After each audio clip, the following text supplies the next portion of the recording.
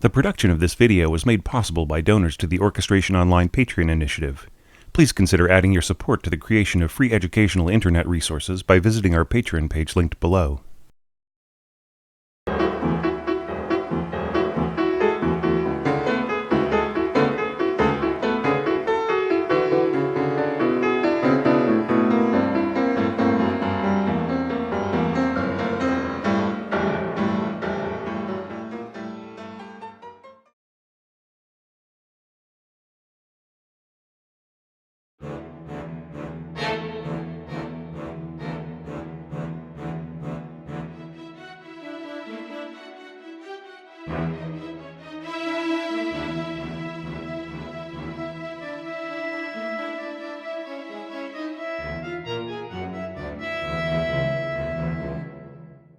As you heard there, quite an interesting, intimate arrangement or interpretation by Miranda Olson here in the first video evaluation from our C group of composers. Now, once again, the letters A, B, C, D, and so on, that's not a grade at all. It's just like whatever group. It's just a series of videos, right? And I fit 5 composers into the first, or 5 arrangers into the first group, and 5 into the second, and then there will be 6 in this, and that will take care of all of the international entries for website subscribers in this 2018 orchestration challenge.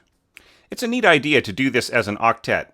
So SATB, winds, and string quartet. So, a nice exchange between the two groups. I sort of miss the whole idea of percussion, and you could have easily added percussion to this. It's not too big of a stretch to add percussion to a standard concert group.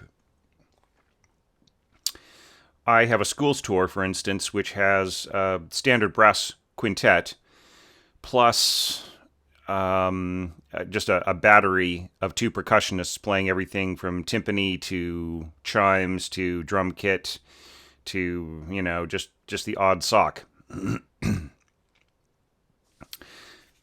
Now, it's interesting that right at the very beginning, we have got tenor sax and lower strings kind of thumping away at those low E's and D's, right?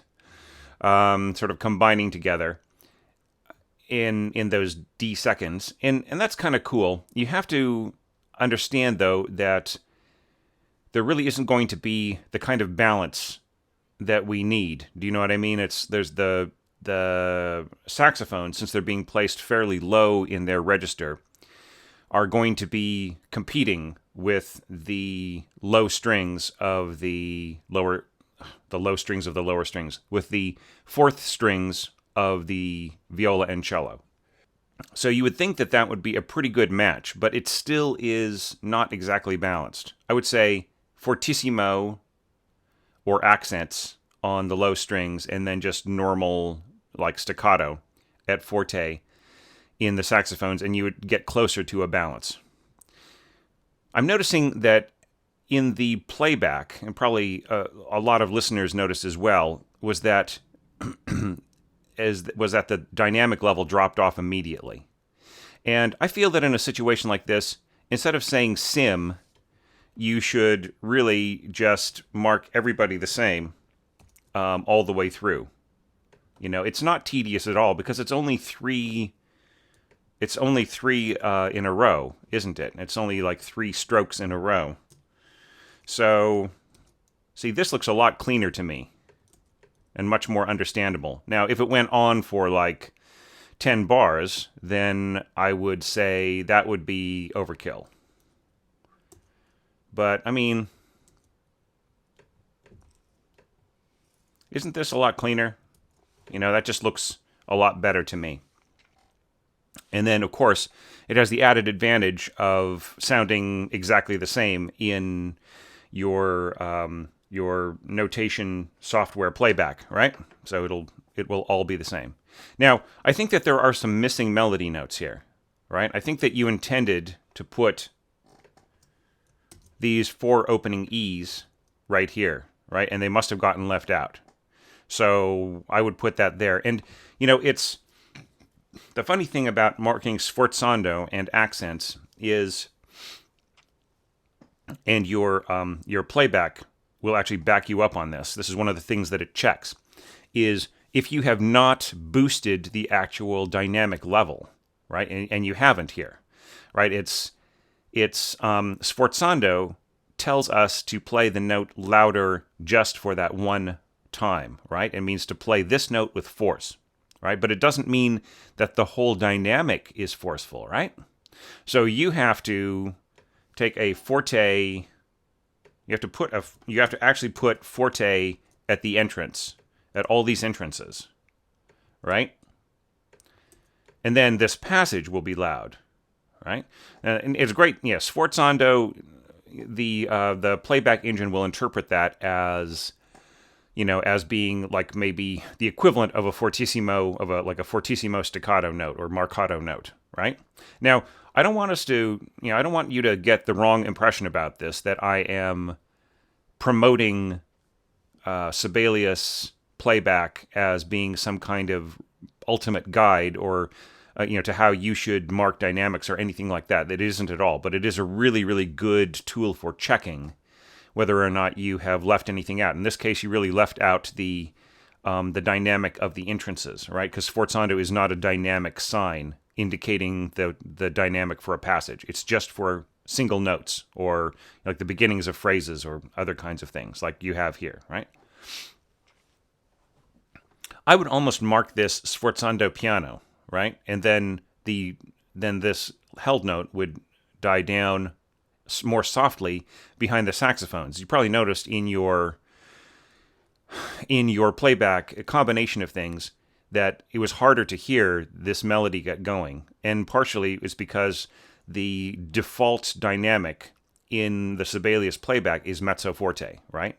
But be that as it may, this really should have been marked forte, and then it would stand out more. And then if this drops down a little bit underneath the saxophones, then they have more of a chance of being heard. Okay, so those are just all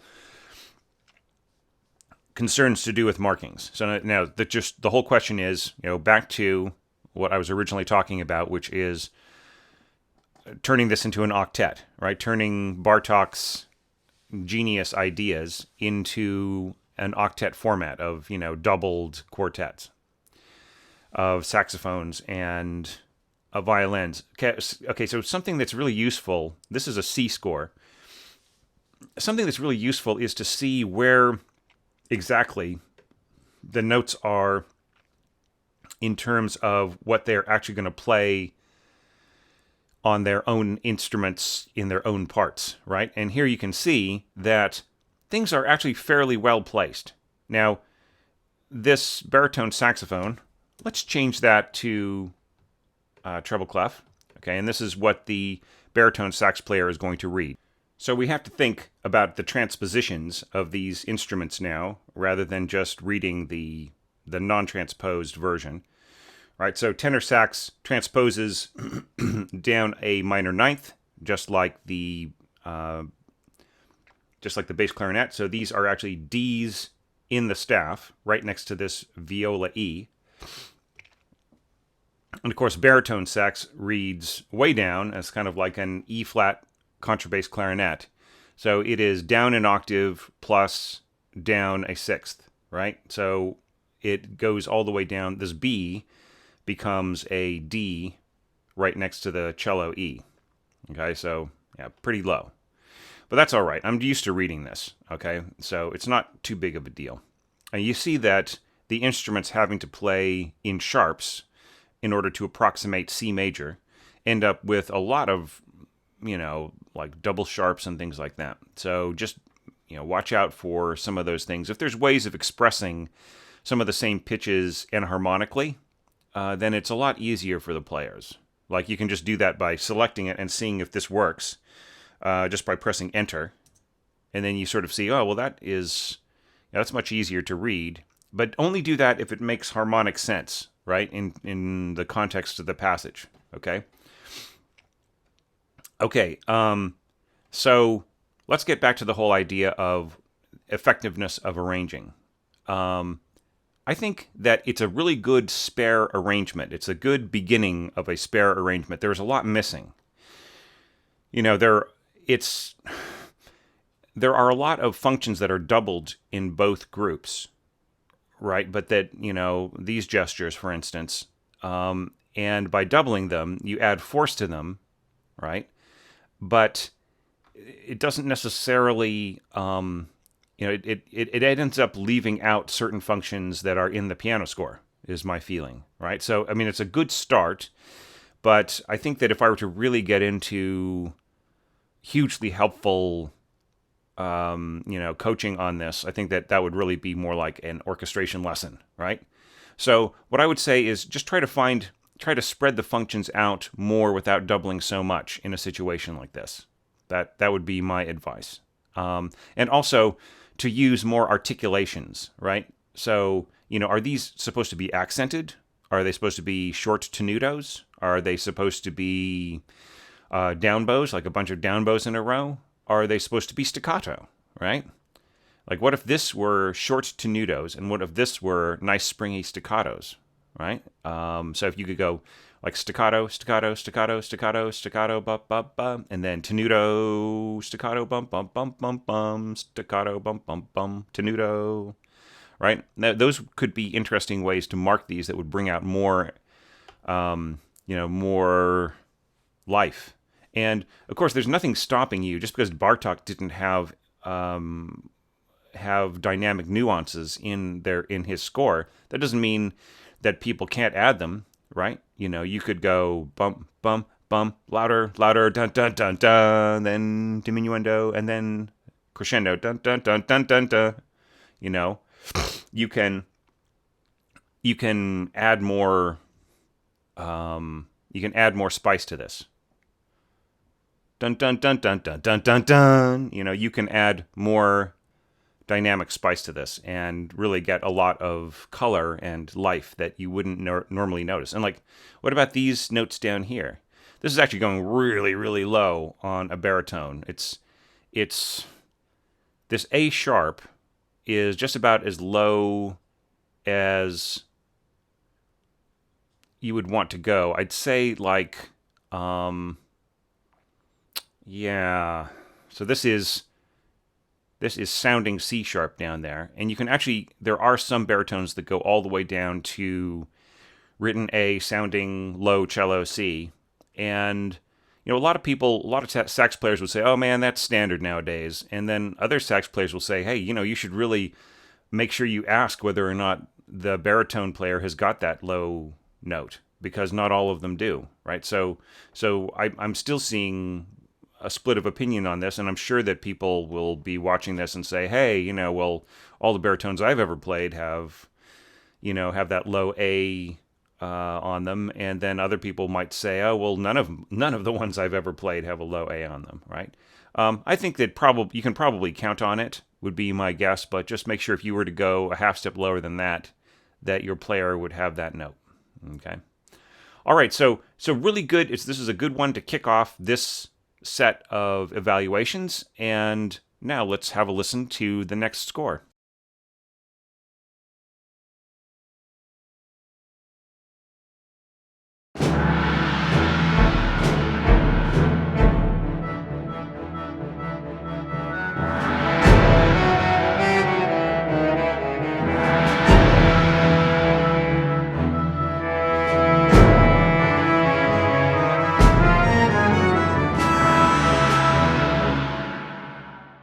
So as you can see there, we're going from a very small arrangement to a very big one. And there are some things that I like about this particular arrangement, and I'll say it before I get into the nitpicking, okay? The first one is I like the fact that it has huge scope, just in the 21 bars that are given.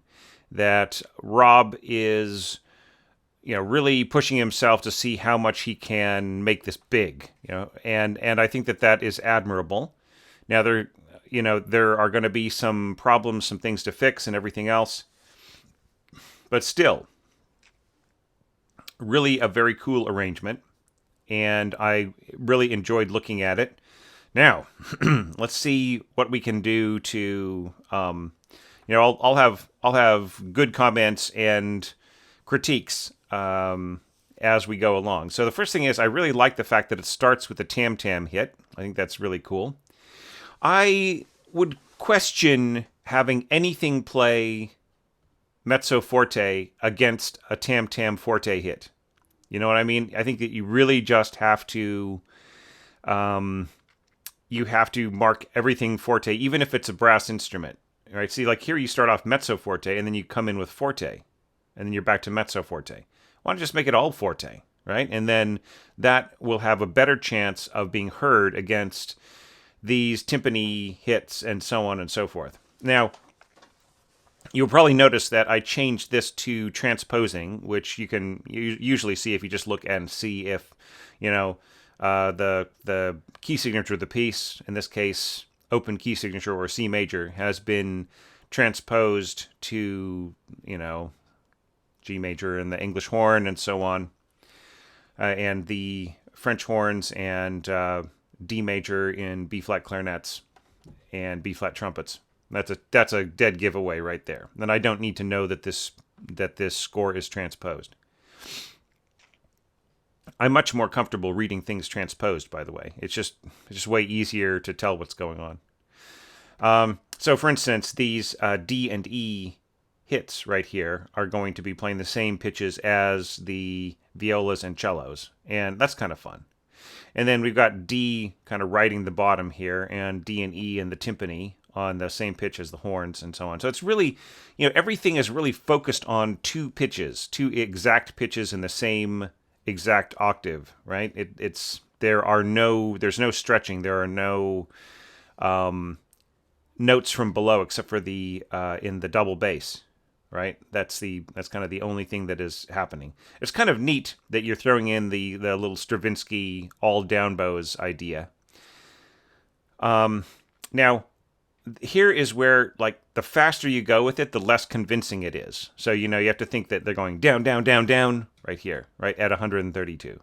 So it's easy to go down, down, down, down, and so on. Down, down, and then down, down, down, down. That is a little harder because the string player has got to lift their bow and put it back down again. So it can just end up looking kind of silly, actually, feeling kind of silly for the player. Another thing that you really, really do need to do is indicate whether things are divisi or not, right? So, because some things can be divisi. Like, for instance, right here, the cellist could be fingering open D, they could be just playing open D and fingering the E next to it on the G string below the D string, right? So, so that way, you could be playing this as a double stop, but it's impossible on the viola, right? Because putting D and E together, those are two notes that are each of those notes are only possible on the fourth string of the viola. So this would have to be divisi, and this would be non-divisi, right? So divisi and double stops, those are perfectly fine to be scored together. And then when you get here, pretty much the same as the cello, the E could be fingered on the G string and the D could be open, right? So those are things to think about when you are scoring out double stops like this, especially if they're repetitive and you want a lot of force. Now, I don't understand why you go down to mezzo forte here. I just don't, if the whole thing is forceful, right? Another thing, too, is like mezzo piano and the timpani. I think everything could just be forte. So it's just a matter of balancing the functions rather than the actual dynamics of each note, right? So if you just make sure that the notes are hitting in each instrument pretty much around the same level of force, and you just choose carefully which note to put where, then you don't need to worry about this one being mezzo forte, that one being mezzo piano, that one being forte. That is a bit of a bugaboo of mine. And then, of course, the bass drum being fortissimo. So you've got like 4 different things going on right here. And it's just really better to have one foreground dynamic and one background dynamic, right? So usually in foreground and background dynamics, it would be like, forte in the foreground, mezzo forte in the background, or if you need to balance things, say forte in the strings, forte in the strings, mezzo forte in the brass, that kind of thing. Okay, but in this case, you don't really need to do that. They could both be forte because the strings are playing so much. You've got so much force by the strings here. On, you've got two groups, two families of instruments. The middle strings are just hammering away at this, so there's no need to pull back like this. This is an interesting way to score the melody. Let's take a look at this bass clarinet part as it is scored non-transposing. Okay, so you can see it's just basically the just an E above low E of its register. But it's really deceptive the way that it's scored in this case because, let's go back to transposing score. Let us score,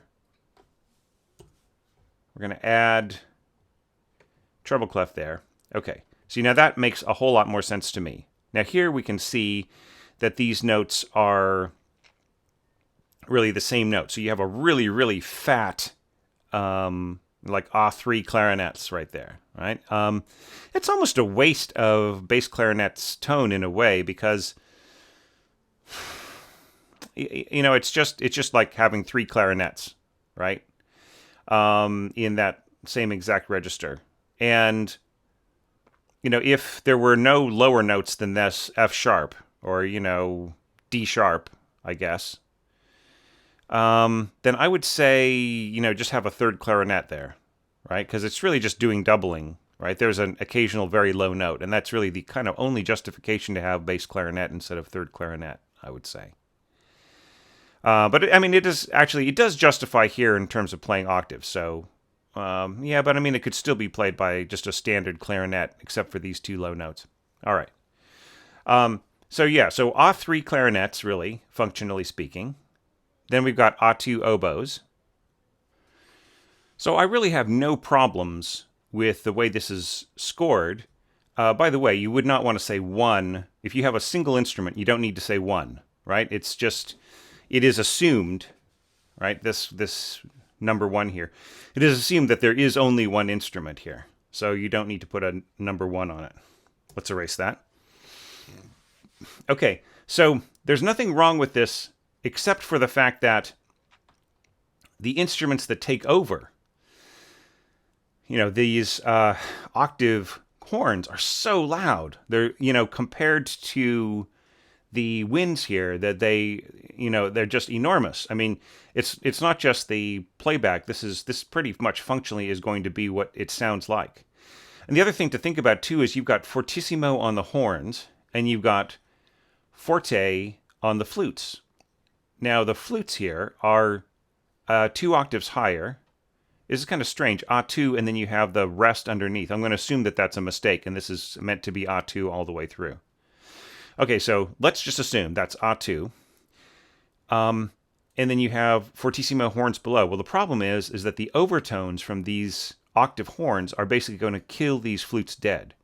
They have exactly the same basic sound as the root tone of these flute notes, right? So adding the flutes above makes absolutely zero difference. Okay, it doesn't add anything, right? It's now if you had, there are ways to balance this, right? Fortissimo on the flutes, forte on the horns, and then you can start to hear the horns, but it's still like the whole 2 octave apart thing, like having a dead space of an octave in the middle, putting these right into the range of the most powerful overtones of the horns.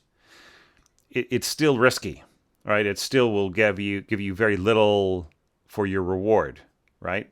So I would say, like, if these had been oboes, if this had been flutes doubled with strings, that would give you more of a fighting chance, right? Sometimes if you blend horns with strings on a passage like this, and then, whatever is above them is also doubled with strings, then you hear everything very nicely balanced. But just like completely exposed like this is a great way to, to just basically see the very powerful horn overtones in action, and, their ability to swallow notes that are playing a kind of a similar timbre as the overtones, right, in that way. This is really cool. I love this curve here. kind of adding that little hook to it. Okay. Okay, and the other problem with this is you got fortissimo, sforzando, right? So the player is going to be hitting this with an accent and then holding it. So it's going to be very loud. And then you've got these other instruments just playing forte and trying to compete with this big fortissimo held note. Now, here, I don't understand this rest in here. You know, your horns could play all the way through to there, okay? Probably better to go forte piano here and then have the horn sit in the background. In fact, let's say you were going to balance this, right? Not drown out everybody else, but just really, try to have a more balanced approach. What I would say is horns, forte or even mezzo forte, flutes, forte or fortissimo, and then this accent being forte piano, and then just holding all the way through. And then you're fine playing piano and holding this for 6 bars. That's no problem. Horns do that all day long. Now, you might have been thinking, well, geez, you've been complaining about the tuba player holding a note for a long time, which at the time, which was, I think, about 2 videos ago, I was saying that because they were holding it and it was forte and it was... and it was, well, no, it was actually soft, yeah, which is kind of hard to keep the focus on, very long, soft tones. But I still said it was possible to do. But in this case, horns have a much smaller mouthpiece. It is easier for them to hold long tied notes for, that they can go for quite a while. It's similar to an oboe, not exactly the same, but similar in terms of the capacity. And then you come in here with this melody, which is, English horn in octaves with oboe, and clarinets, an octave playing the octave below that, right? So this is actually a triple octave if you think about it. This is E at the top of the staff, E at the bottom of the staff, and E below the staff, right? And is right here, right? Interesting that you've got the bassoons over the clarinets, right, doubling with English horn. So that's going to give a kind of a fat, honky sound there. Now this you should mark. Here's where you should mark 1, right? So like 1 here, and then we can see this 2 coming there, right? And then you would want to maintain the rest underneath, right? You would want this right here, right? And then delete this rest, right? And then that makes a whole lot more sense, right? And here you don't need to say A2. We can see that there are 2 instruments playing, right? Only mark A2 if it is 2 players on 1 note, right? But you don't need to mark A2 if there's obviously harmonic intervals, right? Then we don't need to know that. Okay. Then you sort of have this mighty octave unison, and it's pretty nicely scored, I would say. Really kind of no problems with this. You're giving the lowest part to the bass clarinet, and I would say that it just gets like this voice right here, which is the middle voice of the strings. It would probably be better if you were to drop this entire thing an octave, right? So that your bass clarinet has some company down there on the bottom, and then the upper note of the bassoons takes the sort of middle low part, right? And then you can leave this line here, the way that you've scored it here, to the clarinets, right? So it's just a little easier, it's just a little easier to deal with, I think. Yeah. Anyway, it should be fine. And look, you've got these trombones already playing really, really loudly. And covering that sort of middle low note. So it's going to, the bassoons here are going to be kind of inconsequential. So I would say just drop everything down an octave. You could even drop the bass clarinets down as low as they could probably go. The bass clarinet down lower, right? And then, and then it's a much more cohesive kind of support for the rest of the octaves. I feel this is a bit of a wasted opportunity in here. Just completely, speaking completely frankly here. Like you're kind of continuing on these little bips and boops in the strings, okay? And they could be, these upper strings could be contributing so much more to the to this big grand unison, this big octave unison. These little bips and boops could sound perfectly fine, like on some of the extra brass instruments that you've got lying around, right? And timpani and everything else, because they really certainly won't be heard. This will hardly be heard at all in this texture that you've got, right?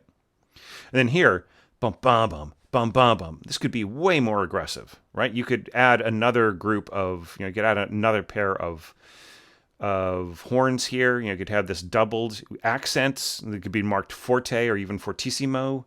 I don't know why this should be marked mezzo piano, right? You've got this humongous, you've got this huge octave here. More if you add, upper strings here. And then this should be like aggressive to match. Bum bum bum bum bum bum, right? So anyways, summary writing is in order. Not quite ready for the stand, but I mean it wouldn't take much to knock this into shape. But just a few suggestions in terms of working on some balance, fixing the score a little bit, maybe not being too eager with certain elements of the texture and not being too timid with others, right? Mezzo piano. I just don't see that balancing against forte, right? So just things are a little too, it's almost like best, like avoid mezzo forte and mezzo piano and mezzo anything dynamics in your original thinking for things, and then bring it in as you start to get more familiar with what you want in the score, okay? But I mean, look, aside from that, there are lots of really great points to this score. So really enjoyed it. Thank you so much for sharing this, Rob. I really enjoyed this, just like the last one, and the next four are also really awesome. So let's get to the next one of those.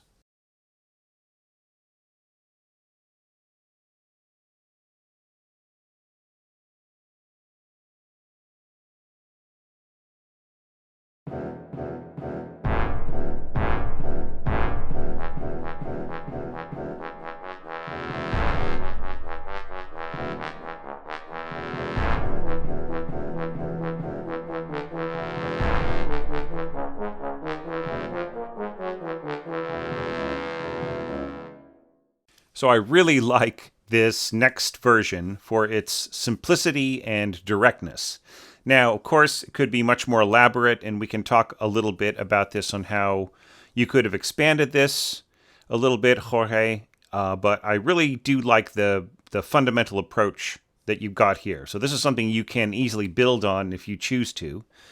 Or you could just leave it the way that it is, and then if you were to go on scoring more, you can make it a little bit more, you can develop it a little bit more.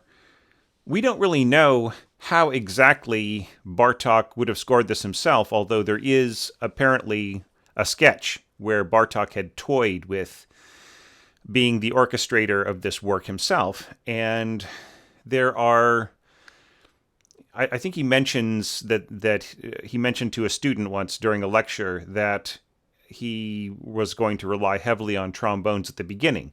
So it's very cool that this particular piece, this particular arrangement of the piece starts off with so much trombone. Now, let's just talk about the melodic treatment first, because that's fun, and then we'll talk about everything around it. So here you've marked forte, solo, marcato.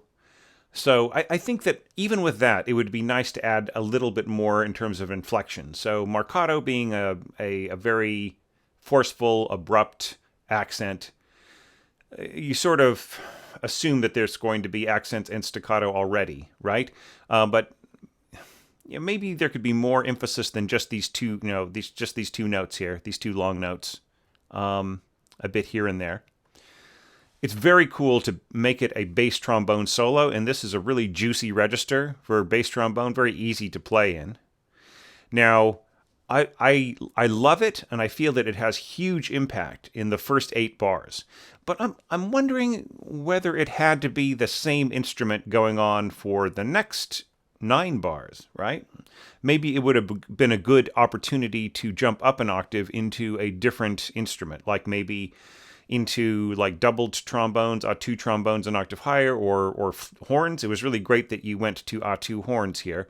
And you could have done that actually an octave higher as well, right? And maybe blended it with, like, say, bass clarinet or English horn or some other kind of wind instrument to sort of moderate the tone a little bit. Or it could have been, it could have been 2 octaves higher, and it could have been trumpets and so on. So just, my only reservation there is just continuing to use bass trombone to the end of the passage. But I mean, look, it's not to say that doesn't work. Okay, it works fine. It just, the sense of variation is not quite as extreme. Now, I think it's really cool that you made the cellos hold the note, hold the tone here, and that's great. But once again, you've got this same E sustained, and then you've got the bass trombone functioning in that register some more, right? Now, yes, the horns are an octave higher, and fair enough. But it's playing over the sustained tone to a degree, so not quite as effective as it could have been. Neat that you're using a higher, more tenser note for the timpani, so nice accents, and it will give the timpani stroke, the timpani sound has so much flavor to it. That you hear a lot of character, you hear a lot of tones under the main tone that it's tuned to. So that actually, that actually helps to fill in the imagination between this note, this higher E, and this lower E, and even lower E in the cello and double bass. And of course, can't go wrong with the with 2 bassoons and contrabassoon and accents tracking each other. That's all good. Very E-ish, like there are very few Ds in these repeated notes. And I think it's nice the way that you alternate downbeats, right? And not just have the contrabassoon thumping away kind of mindlessly along with everybody else. Mindless is good, though. Don't worry. From time to time. And then you have the sharp hits with tuba, trombones, bass drum. That's all really effective. Once again, very simple, very effective scoring, and you bring those hits back on the offbeats, on the pickup into the next bar. Very, very cool. No reason why you couldn't have done a little something more snazzy here. But okay. And here, dun dun dun dun dun dun, maybe accented as well, right? In both parts, right? You're saying accented similarly, and so everything is accents all the way through. Then maybe marcato accents, just to have even more of a forceful tone there. Because you have to think that this will be a force of nature all in of its own. 5 or 4.5 beats of this long pedal tone is going to be, that's going to be something that these notes need to compete against, right? Okay, so just to say, the beginning is very, very effective. The second part is effective, except that it uses the same strategies as the beginning. So I think that you might have missed an opportunity here to build right here, just since it's such a short, assignment. It's only like 21 bars long. So you could have experimented a little bit more, maybe doubling the higher horn tones with, say, violas and bass clarinet, maybe, or just maybe added a few extra tones, and also you could have expanded the role of the rhythmic accompaniment as well, and made it a little bit bigger, added octaves to that as well, so that when you got to here, you could have a very ferocious bum bum bum bum bum bum. Also, in terms of percussion, there are so many different instruments you could have added. There wood blocks and cymbals and xylophone, and marimba even. There are all kinds of things that you could have added to make this a little bit more more tonally variant than to compared to the beginning, right? So just adding a little bit more. You might also have added like an octave, right, and kind of gone back and forth between octaves in the timpani. So, sorry, I mean I don't want to pile would have, could have, should have onto you here, but it's so strong of a beginning that almost feel like it's a letdown not to see it go further, right? Even if it's just making things thicker or fatter or one octave higher or anything like that, right? And also you have to think about where are you headed, right? That should be part of any kind of excerpt that you orchestrate. Think like, well, what is the next passage going to sound like? So why don't I set that up here, even if I am not going to score it, right? So that it doesn't feel like such a decided ending, right? I think it's better just to completely cut off. Right? There are differences of opinion about this. Some people who are involved with this feel like it's kind of cool to bring everything to an end. I feel that it's okay to just let things completely stop arbitrarily, right where it's just about to get going on something else. But to build up to that point if you have something to build to, right? So, always have the feeling of motion going forward, right? Rather than one complete idea. Although there is a lot to be said for that too, depending on the way that it is scored. Anyhow, so simple, straightforward, effective, and satisfying, and yet with so much more potential that you could follow is my feeling about this. But it really does show some good basic craft applied here. And not a whole lot to say in terms of like you could have done this better, you should have done that a little bit better, and so on. I think that there is very little to criticize here on those particular grounds. But maybe just to say that if you don't need some of your higher instruments, like say you're completely not going to use anything but bassoons and contrabassoons, you could just leave them out of the score, right? And then I or you, if you're just sending me this formatted, can make it even larger to fit into this screen space, and then it's really easy to read for purposes like this assignment.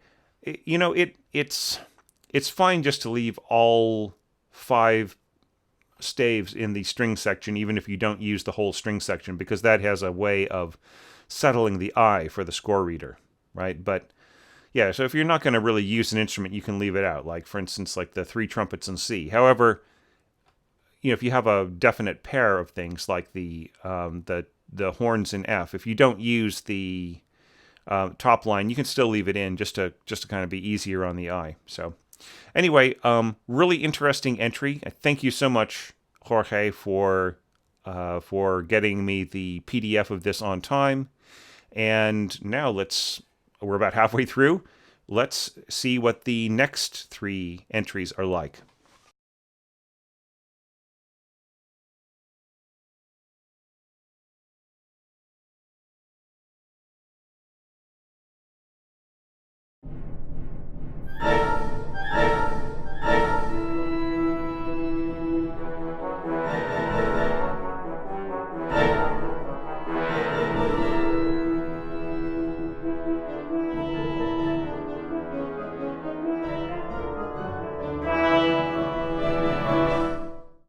Now here is an example of a very expansive, very multi-layered track. The mix of that recording wasn't all that satisfying. I felt that there was a way that things could be a little bit clearer. Do you know what I mean? And also I felt that the way that the score itself is mixed to a degree, I think that there's a lot of tentative dynamics that are probably unnecessary. Okay, but I understand, Samuel, that you want to take a more subtle approach. So you're starting off staccato, divisi, lower strings with constant bass drum chugging along at forte. So this is a bass drum and cymbal kind of a staff. So you've got your bass drum on that low F space, and the piatti, the cymbals, on the space above the staff, and then xylophone and everything else. Okay, but let's talk about the sort of pounding rhythm first of all. Okay, so timpani in E flat is interesting, kind of adding an uncertain quality to the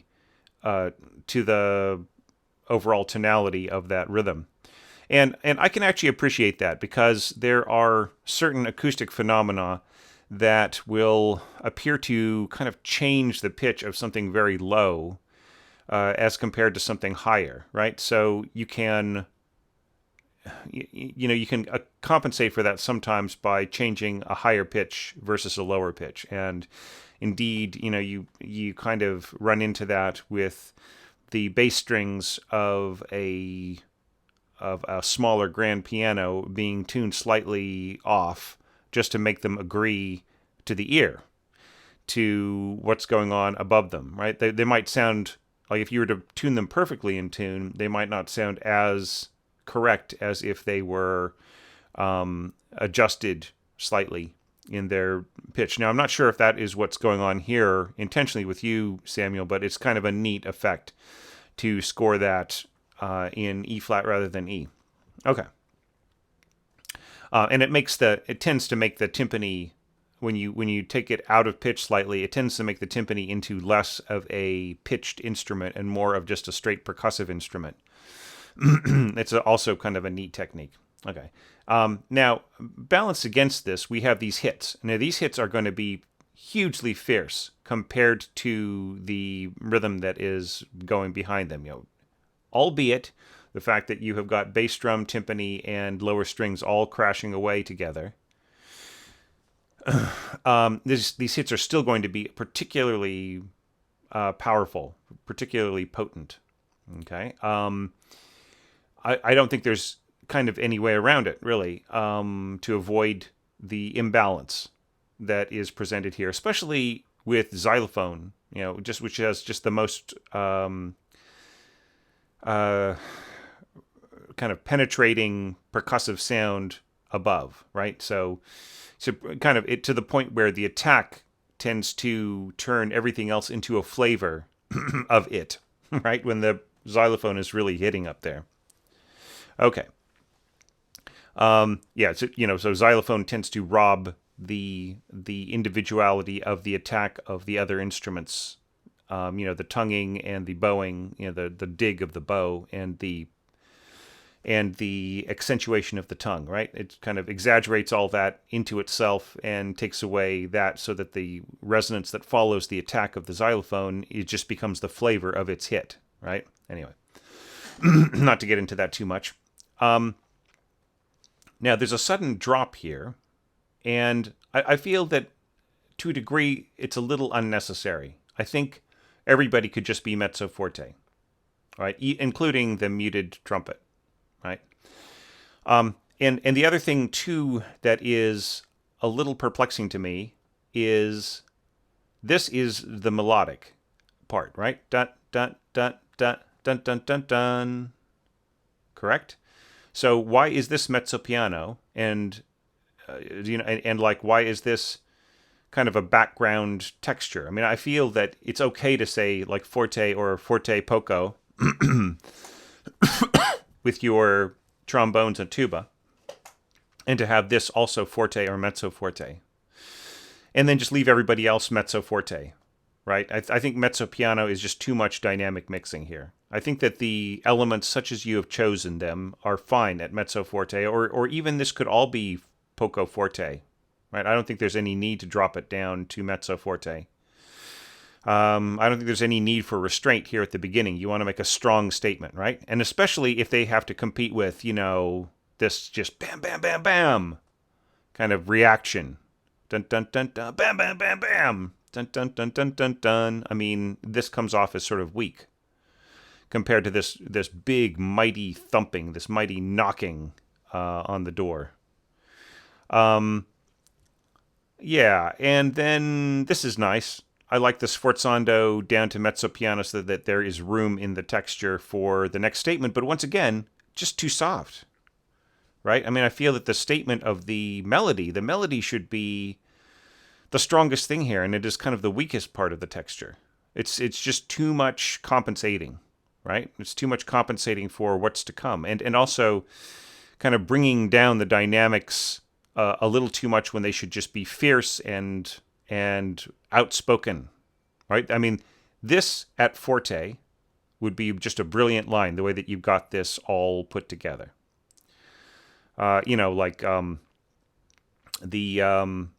You've got A2 octaves, yeah, we're doing the 1, 3, 2, 4 thing. Okay, that's fine. There's no reason why the third trumpet couldn't be up there playing E sharp, right? I mean, or that you couldn't interpret this as enharmonically if you needed to. Okay, bum bum bum bum bum bum bum. That's all nice. Clarinet in B flat. Yeah. So really, my big problem with this is really not so much the scoring of it, which is really nice. I mean, it really shows a lot of maturity and a lot of searching after beautiful ways to mix colors and textures and to come up with your own ideas. I think that's all great. But I just feel there is too much, please don't take this as a negative, but there's too much pussyfooting around, right? It's like, you need to be strong. You need to push it in people's faces. And please, mezzo forte with a Z on it. Look, just go mezzo forte with an accent, right? That's all you need to do. Mezzo forzando. This is just too much. It's players will just say, "What, you want me to do an accent in mezzo forte?" Right? That's just really what it means, right? So really, just don't be afraid to be more. To be stronger, to be more out there, right? I mean, I feel like you're pulling your punches, right? You should be punching us in the face here, and I feel like you're just kind of slapping me on the chin. Do you know what I mean? Yeah, and there are so many things that don't come out of the texture because they're just too far behind it, like this, bum bum bum, right? In this dun dun dun dun dun dun. Against the forte violins, I just feel this should all be forte. And then you can accent the second iteration, right? So, anyway, having said all of that, having critiqued it just basically on the dynamics, I'll say that the scoring is pretty strong. I'll repeat that again. Put into context, the scoring is pretty strong. Yeah, this is more of a first and second kind of a thing. Right in here than a second and fourth kind of scoring. These little gestures here, those are nice. Yeah, I mean, it balances itself when the dynamics aren't so, aren't so mixed around. Now this is going to be tough. To continue hitting these high C's so many times in a row. That's going to be hard on the player. And I feel that right here, you should have just had A2, like this line could have been piccolo.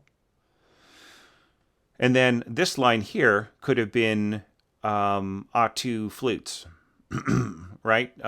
Just like on a single pitch rather than on octaves. And then you would have, then it's just much easier and much clearer to hear that high B flat. And, the flutes can give more weight to the lower octave, right? So, yeah. And then, oboes and clarinets and so on. All pretty strong. I think it would have been kind of cool to hear bass clarinet in there or English horn.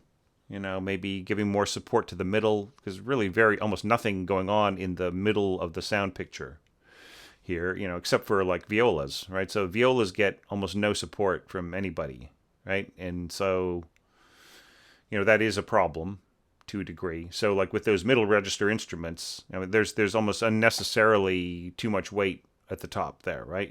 With clarinets, say clarinets, bass clarinet, and English horn, then this isn't so wasted here. Like these viola notes will hardly come out of the texture at all. You could have given those to horns as well, too, and not worried about middle register winds. And, good statement to have octave trombones and tuba. Take a look at the way that I scored mine. Mine is very, very similar for my first statement. Of course, I have a stronger opening 4 notes. But, I have A2 trombones above and bass trombone below, and that's all I need, right? Now see here, you would not want trombone 3, you would want bass trombone. And that just makes it easier to work around this weaker register, right? I mean, it's all playable with an F trigger, but it's still, you just still get a much more satisfying, cleaner, secure tone right in there with a bass trombone, right? And then especially when you are doubling up with tuba, you also have more of a compatible unison, I'd say, with bass trombone than with third trombone. Okay, especially right in this register, right under the staff.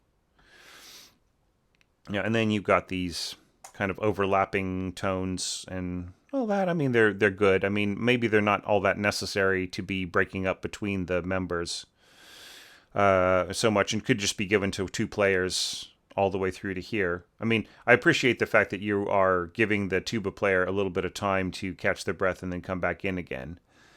But yeah, I mean, just as long as it's not going down to pianissimo or triple P or whatever, then I think that you could easily hold this at like mezzo piano or piano all the way to there on tuba and bass trombone without too much of a problem. I think it's all right. Yeah, and I think starting mezzo piano here and then emerging to forte there, maybe what if you did that a bar before, right? And I'm getting back into critique of dynamics. Let me step away from that. Okay, so once again, stronger opening statement of the bump, bump, bump, bump, bump, bump, bump, bum.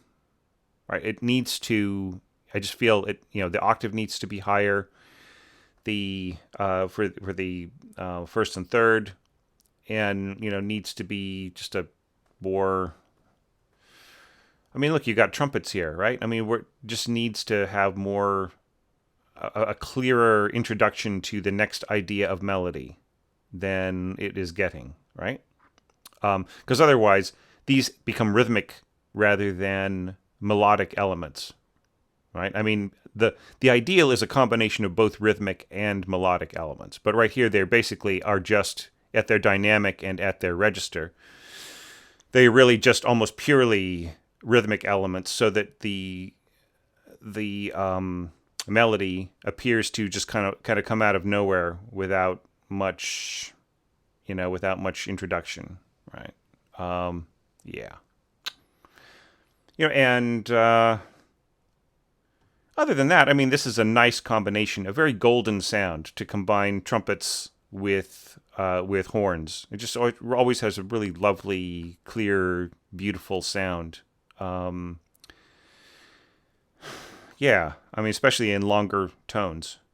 So yeah, so that's my advice. Watch out for dynamics. Try to make it more cohesive. Maybe make the functions like score to the dynamic rather than scoring the dynamics to the function, right? So like if the functions score to the dynamic level, then the pieces fall into place and you don't have to compromise on any of them. They are all the same dynamic and they all fit into the picture perfectly, and you don't have to apologize, right? Mezzo piano always sort of comes off to me as an apology, a little bit. Yeah, so watch out for that. And yeah, don't worry about mezzo forzando. I just go mezzo forte with an accent on it, right? And then you're cool. It just is adding too much nebulosity. All right. So other than that, really great score. Just really as the makings of fine orchestration here, and I'm really glad that I got a chance to see it, Samuel. So please do enter into the place your entry in the next orchestration challenge. I'd really love to take a look at it, and hope everything is going good with you right now in your various ventures, which I know are can be quite extraordinary. And let's have a look at the next entry to this challenge.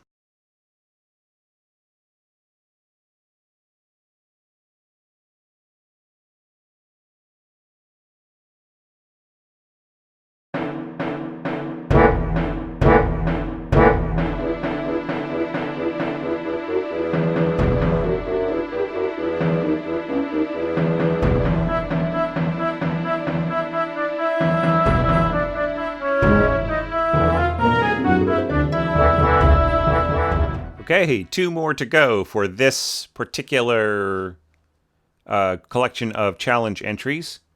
And this one is really nice. This is by Sebastian, and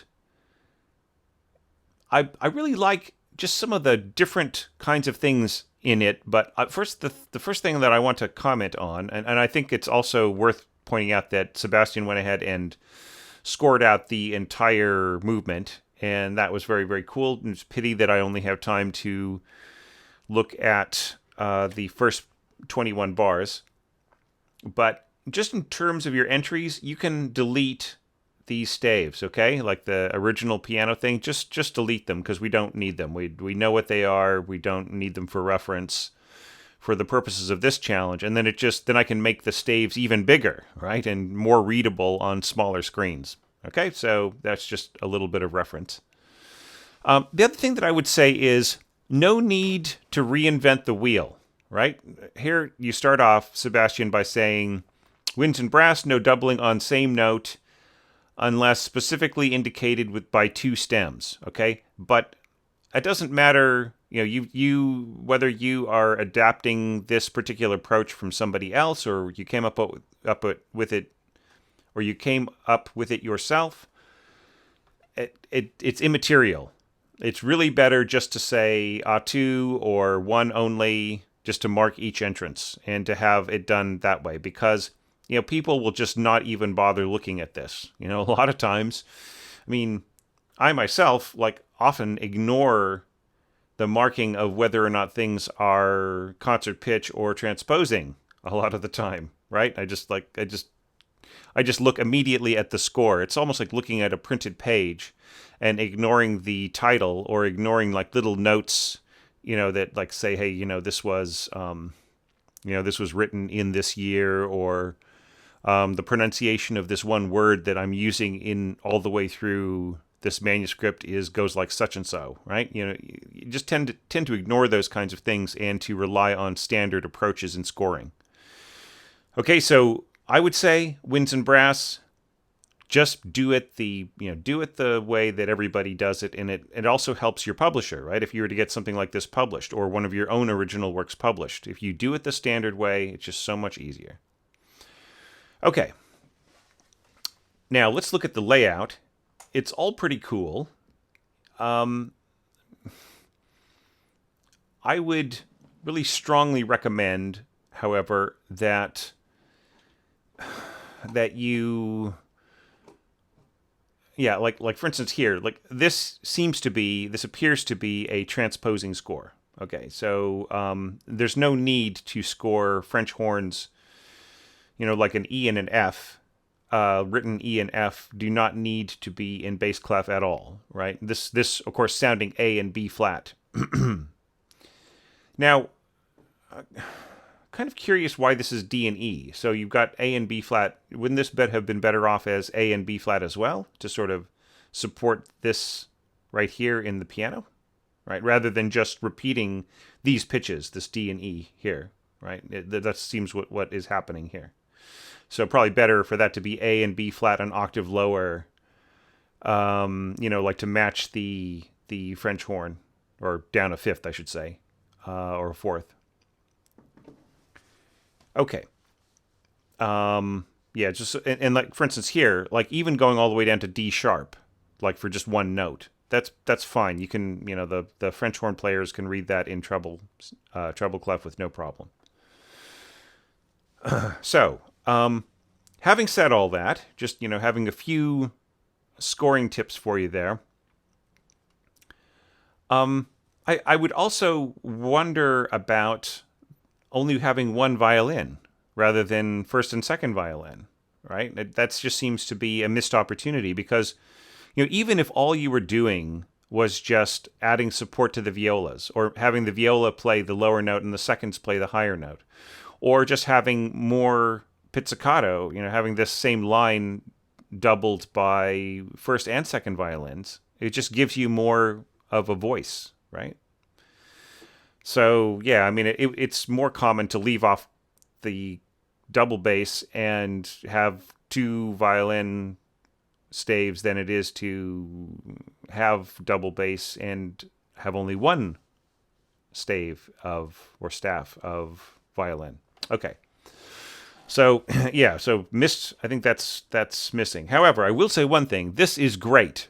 This glissando, right? This is some harp scoring that really works because it is it is in a place where it's very easy to hear.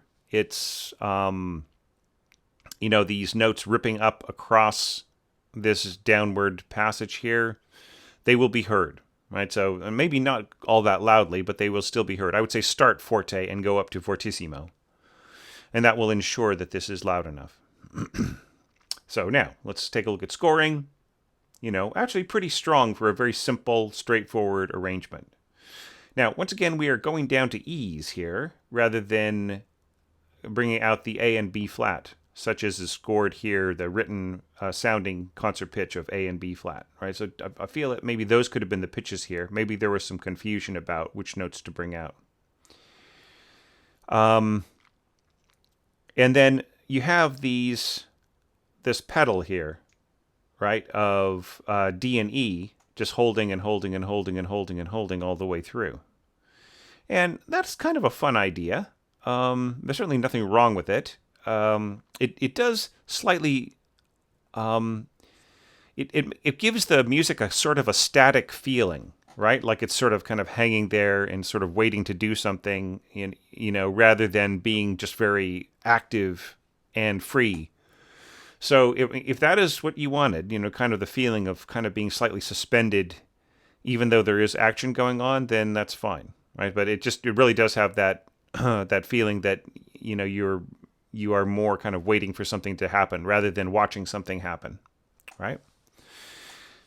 Here you've got staccato bassoon, and I would say this would sound probably... I mean, it's fine that it is solo bassoon. That will have a really cool character. 2 octaves higher on pizzicato, the violins will tend to disappear. Okay, so all the more reason to have both first violins and second violins playing the same line, and then the bassoon below. And even to put, like, say, clarinet doubling, like at mezzo forte, behind the violins. And then this line will be much, much clearer. I mean, you can hear this on your own mock-up. If you listen to the audio that you provided, you can hear the violins sort of disappearing into the overtones of the bassoons. This is why it's kind of risky when you have instruments that are 2 octaves apart, where the lower one is extremely resonant. The overtone right there of the 2 octave overtone will tend to cover the higher note, right? This is sort of there are ways of having it bring out the higher note, and it just depends on what the difference is between the timbres. Like, for instance, when you have bassoon playing a melody below and you have flute 2 octaves higher, then the flute is actually really easy to hear because the bassoon is contributing to, rather than covering, the sound of the flute. All right. But other than that, it's a neat idea, and I like the reaction in pizzicato. Bum bum bum bum, and you've got this glissando here on the contrabass. I really prefer double bass, and the double bass is sliding up to that E, bum bum bum, and that is negotiable. The way that you've written that in, that'll work fine. Yeah, and then kind of the same approach with the cellos and double basses taking the place of the timpani, or adding to the timpani. Just curious whether or not you go back to arco here, right? Or whether this is going to be pizzicato. Maybe sempre pizzicato, or pizzicato sempre would be kind of a way of approaching this if there were any doubts. But I mean, this is neat to have the violas and the violins pizzicato and arco, staccato. That is really cool, and I do like this tremolo here. That's neat with bum bum bum in the trombones. And now this is not so easy, right? You've got cellos pizzicato, snap pizz on the end. Now I want you to think about what the cellist is doing. They're going pluck pluck rip, pluck pluck rip, right? And that is just barely possible, right? I mean, I don't want to say that this is impossible, but it is a lot to do. Do you know what I mean? The player has to have their finger plucked twice, and then they have to grab the string and then pull it up. So they have to have enough time between this note and that note to get into the position to make this snap pizz work. And that is going to be like, if the conductor pushes this tempo, then it might become very, very difficult, right? So just be aware of that. And this is such a short roll going into this. I feel that there's almost no time to really get a satisfying roll that really crescendos into this note. Then you got the French horns kind of covering the same notes once again, like it's the same pitches as this. And that continuing on, just really kind of holding back the sense of engagement to a degree, or making it feel more static. Okay, now we've got flutes, oboes reacting to this, and I feel that if everybody does their work and the conductor balances what's going on here, it's not so bad. It kind of lacks a little bit of emphaticness. Do you know what I mean? It doesn't really. It just seems to not quite match the energy of the music as much as it could. I'm wondering if there is some way to make this more decisive. Especially, this is just where the flute starts to shine a little bit. It's still not the most projecting place for the flute. Whereas this is very strong. These are very strong, pungent tones, right? Now, if the flutes and oboes were up an octave, then this would really just jump right off of the page. It would just be beautifully bright, right? And especially if you had, if you're going to have this sort of arco and pizzicato thing, if you just pitch this up an octave and you add pizzicato to it, then I think that you have really. You just would really have a very strong, very emphatic, very very lifelike, very lively, very lively kind of emotion there, right? Right now, it just really seems like it's not as strong or as pushy as it needs to be, right? But I do like the idea of sort of pipes, right? We're hearing the pipes more than the drums at the beginning, and that is nice. So, yeah, I really enjoyed this. I'm glad that you shared this with me. I think you've got some great ideas here. And I like this, too, at the beginning, your scoring of the pitches as these just little added grace notes in a bracket. That is a cool way of doing it. And, and I mean, the scoring is pretty strong. It just needs maybe a little bit of work on this first page to give everything the emotional character that will really, catch the listener's ear.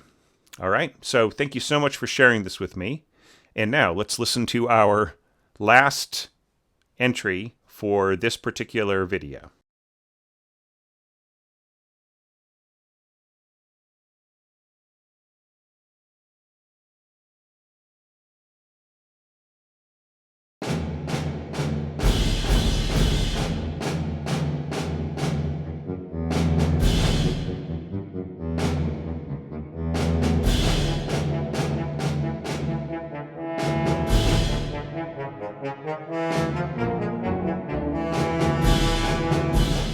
Okay, so our sixth and last score for this very long and interesting video is from Vasil, and it's nice and spare. I mean, I feel that this is also really effective in the same way as a couple of entries we've already heard, where we are really economizing, and therefore certain effects become all the more effective and interesting to the ear, right? Rather than adding too much on. I mean, that's a critique that you could put on my own score. That maybe I added too many elements.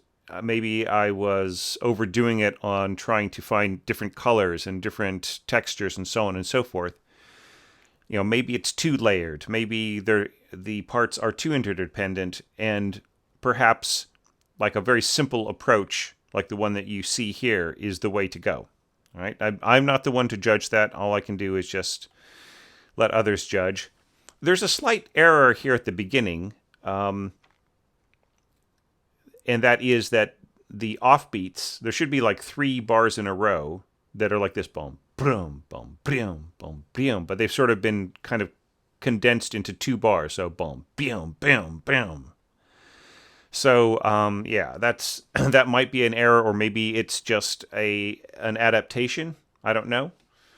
Now, once again, I'm going to sort of say that in the face of other elements, this could be marked triple F, and it would not be loud enough to compete with the double basses playing pizzicato down here. I mean, it would just add a tiny bit of tone weight.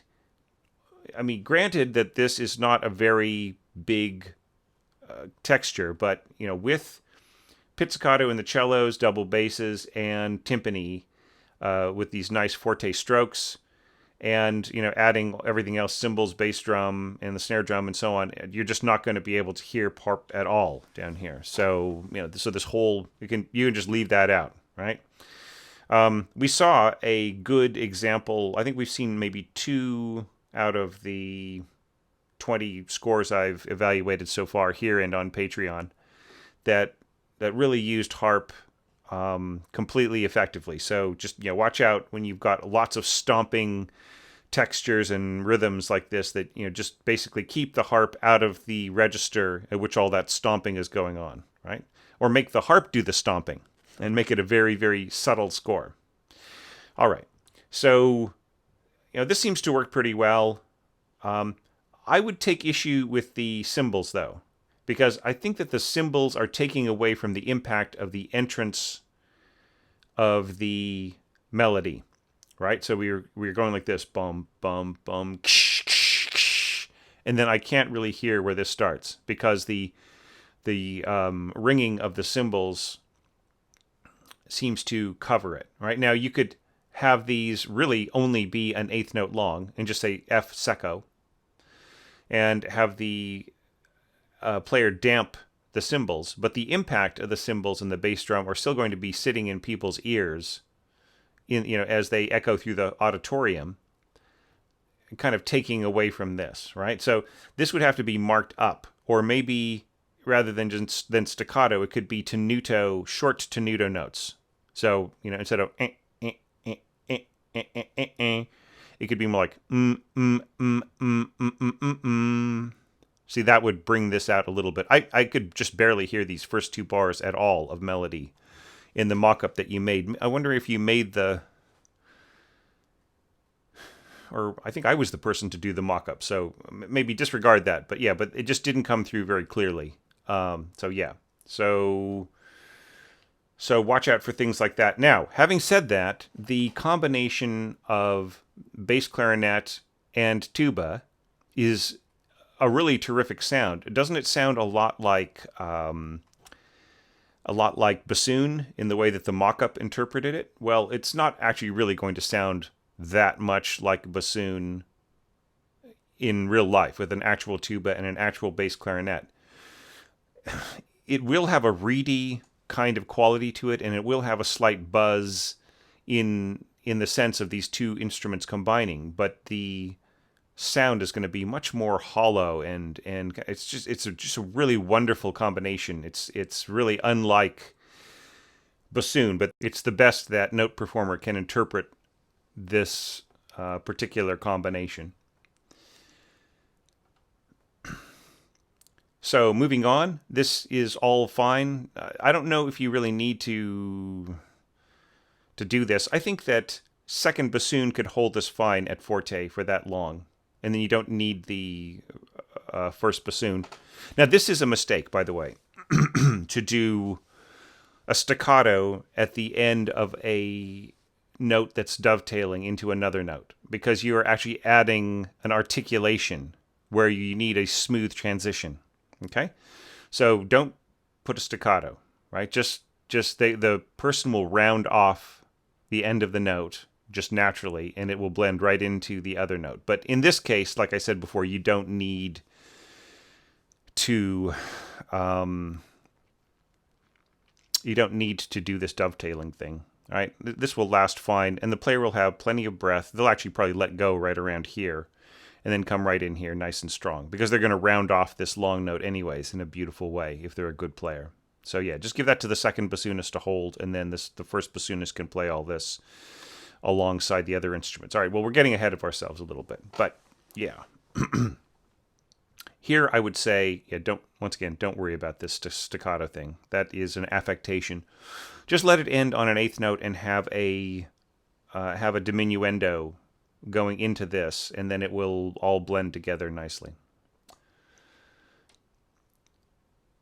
And yeah, the rhythmic accompaniment, it's pretty simple. You could have changed over to something a little bit different so that the ear doesn't get tired of it. Right? That's the main problem. Like, you do 12 bars of rhythmic accompaniment, 11 bars of a rhythmic accompaniment, and even though the ear has really enjoyed it, and it's being played by these wonderful, evocative, much deeper kinds of concert instruments than, say, like a simple drum set, like a pop drum set, the ear is going to want to hear some variation, right?